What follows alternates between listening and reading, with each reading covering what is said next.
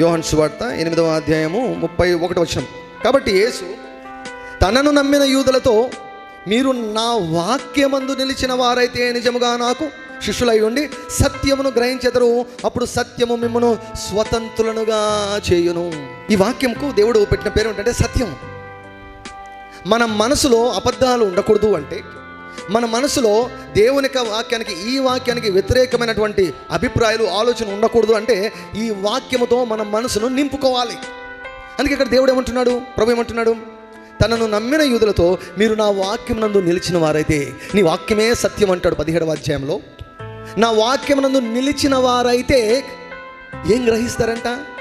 మనసుతో సత్యాన్ని గ్రహిస్తారు. మనసుతో సత్యాన్ని గ్రహిస్తారు. అప్పుడు సత్యం ఏం చేస్తుందంట? విడిపిస్తుందంట. ఇది అబద్ధముల నుంచి విడుదల. దుర్గములు అంటే ఏం లేదండి, అబద్ధాలు. సాతాను ఒప్పించినటువంటి, నమ్మించినటువంటి అబద్ధాలు, లైస్ కన్విన్స్డ్ బై ద డెవిల్. సాతాను ఆదం హవ్వలను ఒప్పించాడు. నేను చెప్పిందే కరెక్ట్ అన్నాడు వాడు. ఒక లా ఉందండి, ఏంటంటే మీరు ఎవరికి ఎక్కువ చెవులు ఇస్తారో అవి నమ్మేస్తారు. అక్కడ నమ్మేస్తారు.